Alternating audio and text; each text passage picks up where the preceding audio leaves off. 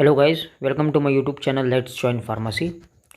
तो आज हम इस वीडियो में यूनिट 4 को स्टार्ट करते हैं, दैट इज़ मेडिसिनल केमिस्ट्री थी, जो कि एक शानदार और बेहतरीन यूनिट है।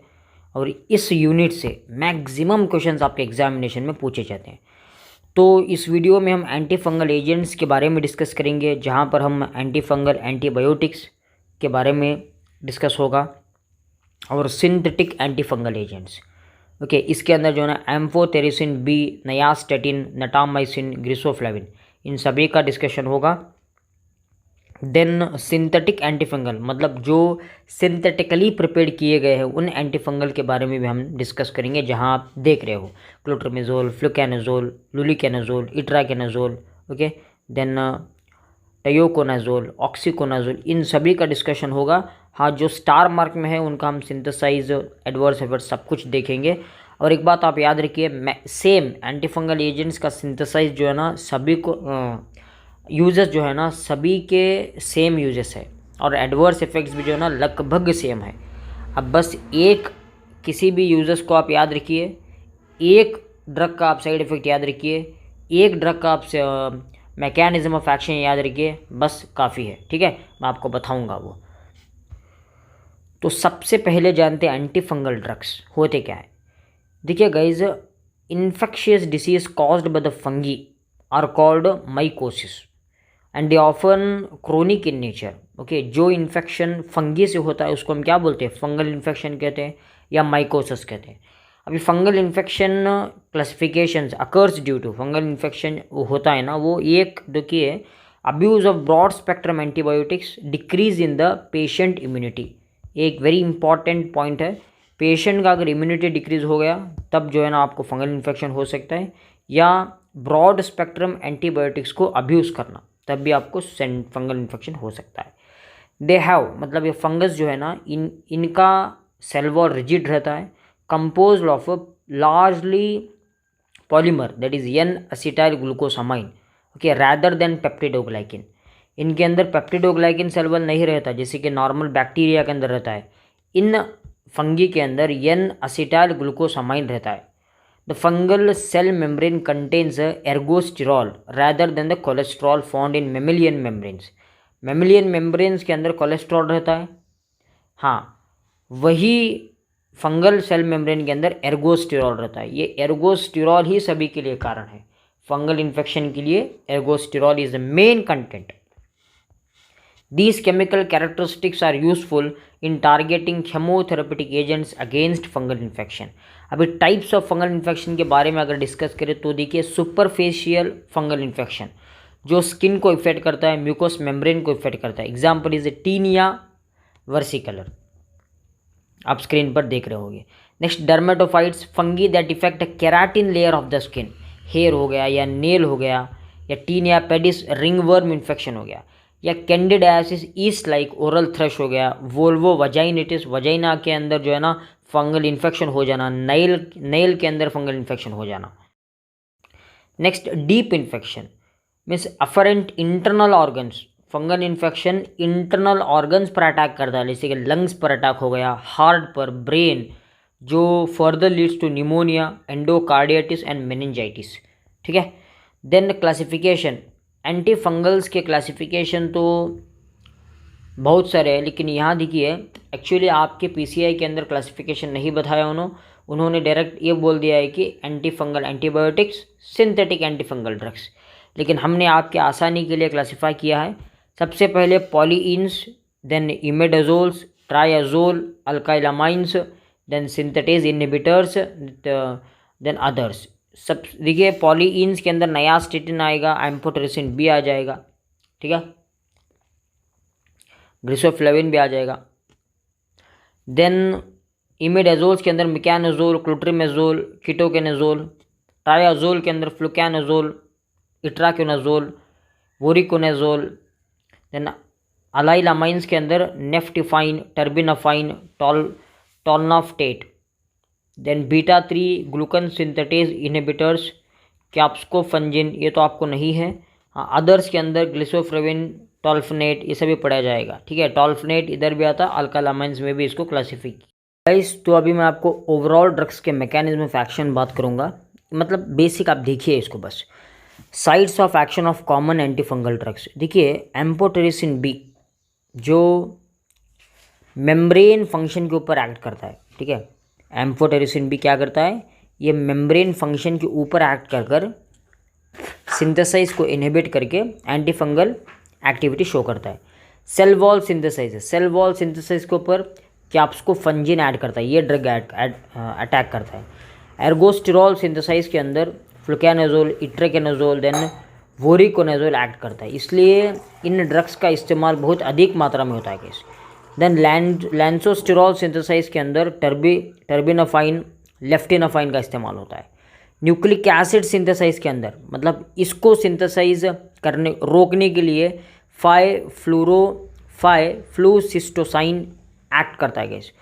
तो ये देखिए तमाम मैकेनिज्म ऑफ एक्शन, मतलब तमाम ड्रग्स किन साइट्स पर एक्ट करते हैं वो आपको इस वीडियो में दिखाया गया है।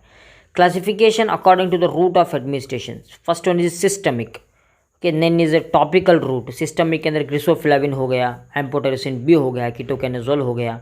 टॉपिकल रूट के अंदर इमिडाजोल, कीटोकेनाजोल, बस ये सब कुछ आपको दिखने को मिलेगा।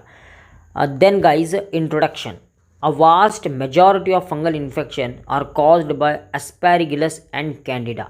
ये दो फंगस के द्वारा कॉज हो जाते हैं हमारा fungal infection, that is aspergillus and Candida.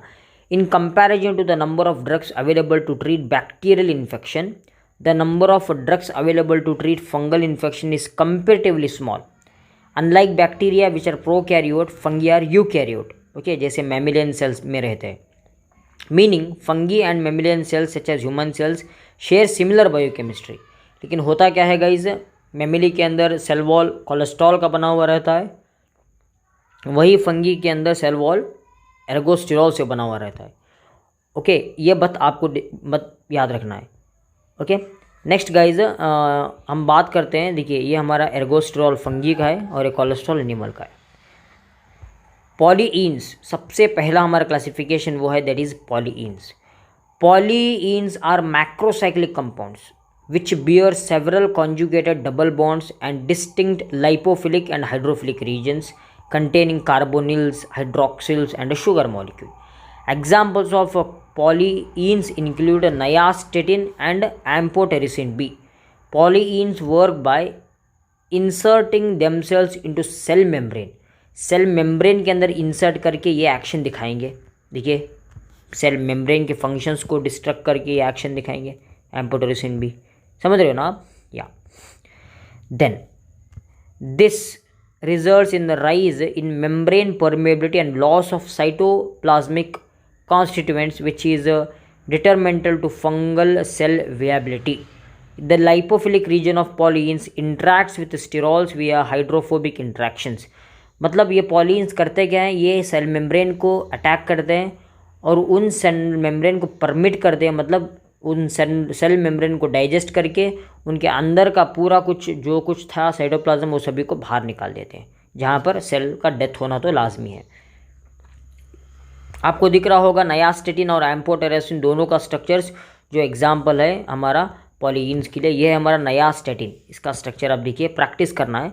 Next ये है हमारा एम्फोटेरिसिन बी का स्ट्रक्चर, ठीक है, सेम है लगभग, ये तो सेम है, बस थोड़ा बहुत चेंजेस है, उतना ही आपको वो ध्यान में रख के चलना है, ठीक है।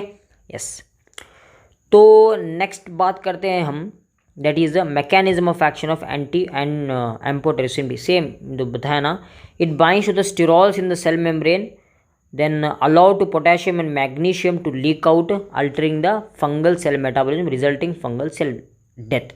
ये क्या करेंगे, पोटेशियम और मैग्नीशियम को लीक करेंगे, मतलब बाहर जाने के लिए देंगे। जब ये बाहर चले जाएंगे तो क्या होगा, मतलब सेल डेथ हो जाएगा, बहुत सिंपल है।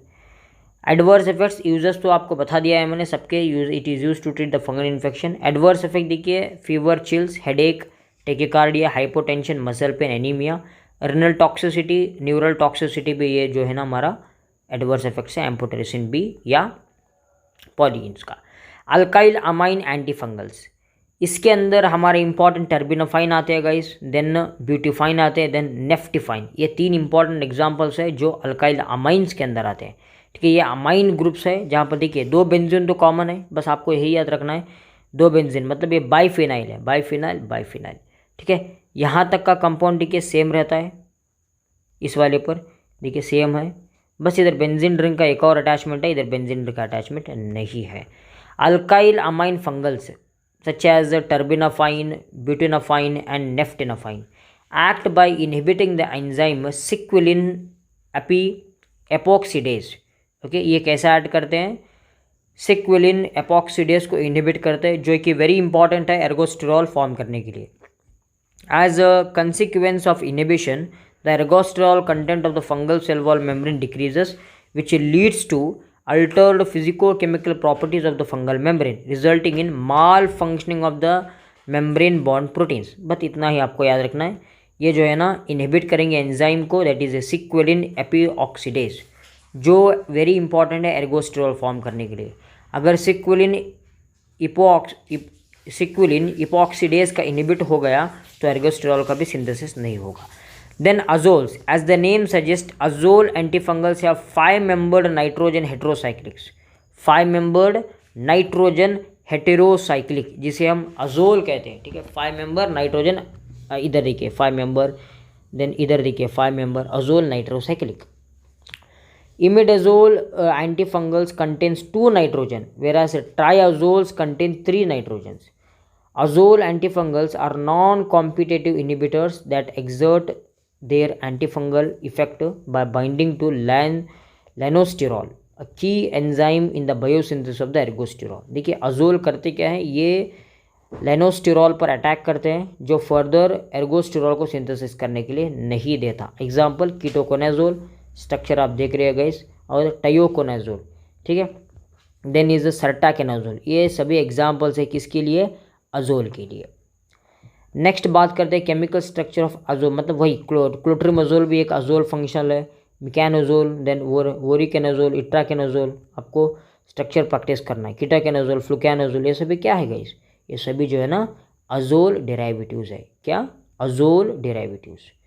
नेक्स्ट इकोनेजोल, इकोनेजोल एक एंटी फंगल मेडिकेशन है इमिडाजोल क्लास का। ओके, आपको यहाँ भी देखिए सेम 5-membered हेटेरोसाइक्लिक कंपाउंड आपको दिख रहा होगा। नेक्स्ट इज ब्यूटाकोनाजोल, ब्यूटाकोनाजोल भी एक इमिडाजोल एंटीफंगल है, और specially it is used in gynaecology. Okay, और इसका इस्तेमाल वजाइनल क्रीम के अंदर इस्तेमाल होता है ब्यूटाकोनाजोल का। नेक्स्ट ऑक्सीकेनाजोल, ऑक्सीकेनाजोल एक एंटीफंगल मेडिकेशन है, typically administered in the cream lotion to treat skin infection such as athlete's foot, jock itch, ringworm. ठीक है, और स्किन रैश के लिए भी टीनिया वर्सिकुलर वैसी कलर के लिए भी इसका इस्तेमाल होता है, दैट इज ऑक्सीकोनाजोल। तो नेक्स्ट बात करते हैं जो कि very important, structure activity relationship.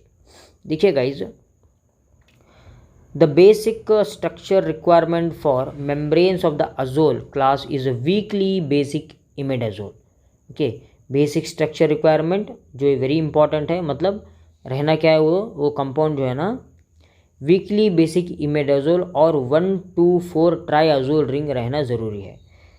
Then और वो 1,2,3 azole ring bonded by nitrogen carbon linkage to the rest of the structure, जैसे कि आपको मैं बता रहा हूँ था। इधर देखिए क्लोट्रिमोजोल का स्ट्रक्चर आपको दिखाता हूँ। यस, ये वाला, ठीक है, 1,2,4, या आप कीटोकेनाजोल का स्ट्रक्चर भी ले सकते हो।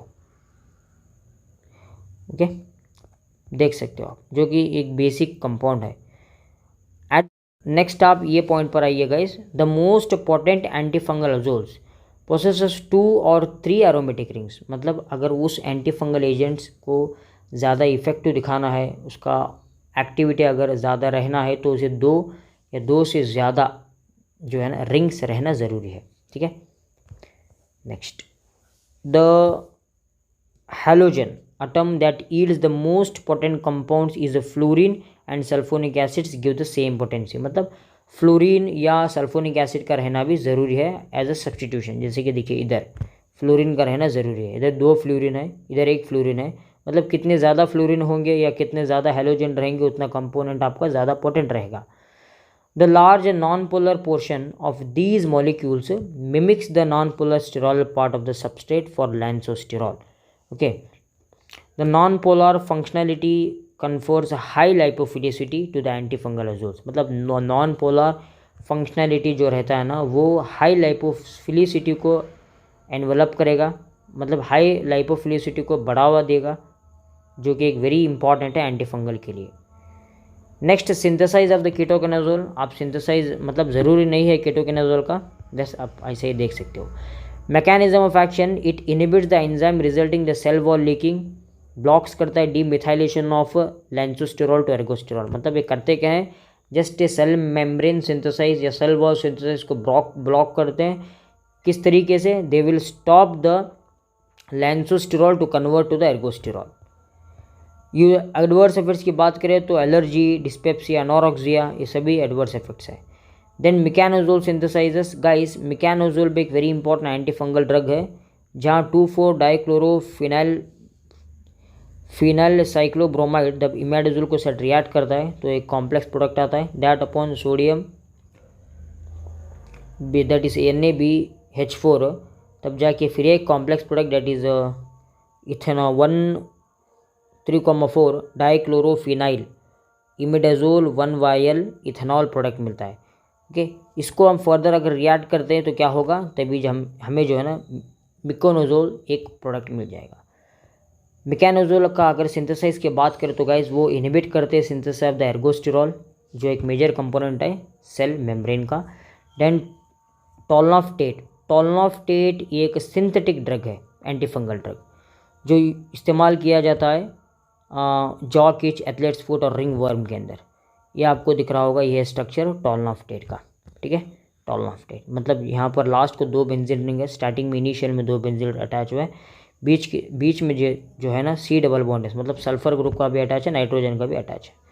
अभी इसका अगर सिंथेसाइज की बात करें तो 2-नेप्थोल when made to react with the thiophosgene, एक कॉम्प्लेक्स प्रोडक्ट आता है, दैट अपॉन N-methyl-3-toluidine, तब जाकर हमें टॉल्फोनेट एक स्ट्रक्चर मिल जाता है, ठीक है। मैकेनिज्म, एग्जैक्ट मैकेनिज्म तो इसका अननोन है, बट ये करते क्या है, सिक्विलिन एपोक्सिडेस जो एक वेरी इंपॉर्टेंट कंपोनेंट है, जो फर्दर जाकर एर्गोस्टेरॉल को सिंथेसाइज करता है। तो सेम हमने देखा था टर्बिनाफाइन का mechanism of action. Uses, it is used to treat the athlete's foot, ringworm etcetera. Side effects देखिए, skin rash, itching, hives, inflammation, redness, pain, dry skin, ये सभी साइड इफेक्ट्स है किसके, हमारा टोलनॉफ्टेट के। तो गाइज़ ये हो गया हमारा टोटली एंटी फंगल ड्रग्स। तो हम नेक्स्ट एंटी प्रोटोजोल के बारे में डिस्कस करने वाले हैं। तो आपको इस वीडियो के नोट्स PDF जो है ना डिस्क्रिप्शन में मिल जाएंगे, आप बिल्कुल डाउनलोड कर लीजिए और चैनल को सब्सक्राइब करें और शेयर करना ना भूलिएगा। Thank you guys.